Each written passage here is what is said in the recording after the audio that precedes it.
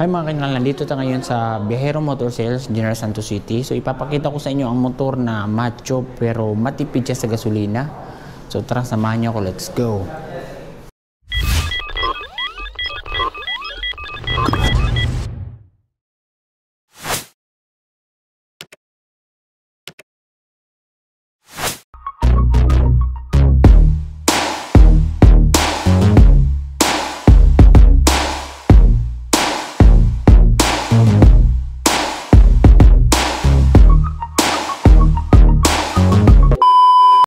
Wala iba mga kinal kundi si Kawasaki Rouser NS 125. Yan. So napaka-pogi niya mga kinal, no? Mukha siyang 150cc pero 125cc siya na bilong. Yan. Napaka-macho niya tingnan. Dumiretso agad tayo sa makina ng motor na to. So ito ay merong 124cc engine displacement. Naka 4-stroke, single cylinder, air-cooled at fuel injected na siya. Meron itong max power na 12 horsepower at 8,500 RPM at max torque naman na 10.78 Newton meters at 6,500 RPM. So hindi rin magpapahuli ang motor na ito mga kinal when it comes to engine performance. Ang kulay pala ng motor na nasa harap natin mga kinal is yellow, no? So dalawa kasi ito, merong pure black lang at ito is gray at saka yellow yung kanyang combination. Mas matingkad siya mga kanal, no? Mas catchy siya sa mata tingnan. So dito tayo mag-start sa kanyang headlight mga kanal. So ang headlight nito is naka bulb type pa rin yan. At the same sa kanyang mga turning lights na nakalabas, yun. Then meron siyang parang maliit na visor dito, yan. Kulay black. Tapos headlight niya is merong yellow, no, na decals. Ang suspension naman niya sa harap is naka-telescopic fork yan. So malaki rin siya mga kanal, no? Maganda rin tong ganitong klaseng suspension. Tapos ang tapaludo niya sa harap is kulay gray. And then goods na rin kasi may extension siya dito para yung putik talaga is hindi mapupunta doon. Dito lang lahat. Ang braking system naman nito sa harap is naka-disc brake siya yan. Tapos may pagka-gold yung kanyang datingan. Ang tire size naman ito is nasa 2.75-17 yan. So tubeless na rin to mga kinal, no? Kaya maasahan na rin to sa mga biyahe natin sa pang-araw-araw. Ang magsama niya mga kinal is kulay black lang, pero ang nakaganda is may nilagay dito ng mga sticker na yellow yan. And then dun, so ang iba kasi is nagpapadecals pa, is ito meron na siya. Dito banda sa kanyang gilid mga kanal is ito, kita-kita mo talaga yung malaki niyang tangke. Tapos may emblem dito na Rouser yan. Tapos nakaganda rin is itong mga edges niya ganito.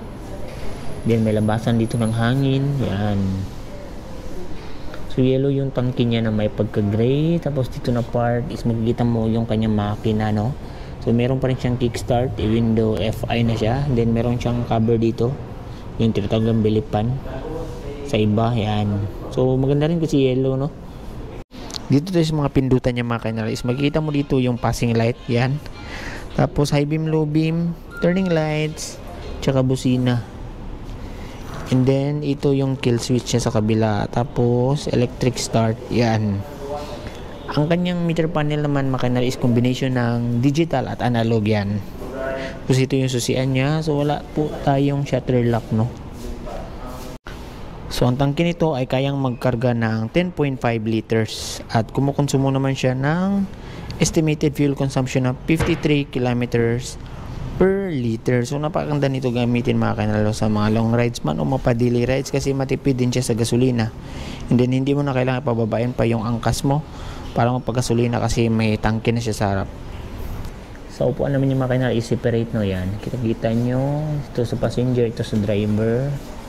And then maganda rin kasi hindi siya madulas. Yan. Tapos dito yung hawakan ng ating angkas. So para siyang sungay, no.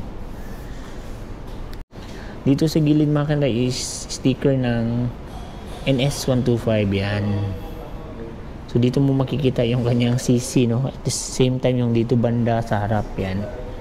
Kasi hindi mo talaga siya akalain na 125cc lang siya. Then ito yung suspension niya sa likod, ito itsura. So meron siyang parang baso-baso yung sinatawag natin, no? So dual shock siya, nasa swing arm. And then ang braking system niya sa likod is drum brake pa. Yan. Pero combi brake system nito mga kaineral, no, kasi pag gagamitin mo tong brake dito is magdi-distribute yung force ng brake sa harap at likod, kaya goods na goods din siya. And then same lang din yung gulong niya sa likod, no, tubeless na rin. At the same time, ang size nito is hanapin natin.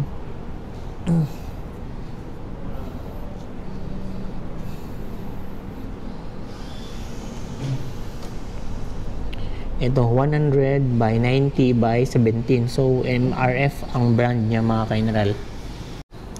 Sa mags naman niya is meron na ring sticker, no, gaya nung sa harap na yellow, dagdag sa pagiging maporma ng motor na to. And then ito na may tsura ng kanyang tambucho. Yan, isa talaga sa nagpa-stand out sa motor na to mga kaineral, isang kanyang mga brake light, no, at tail light. Yan, so napaka visible nito, and then napakaganda tignan lalo na kapag umiilaw.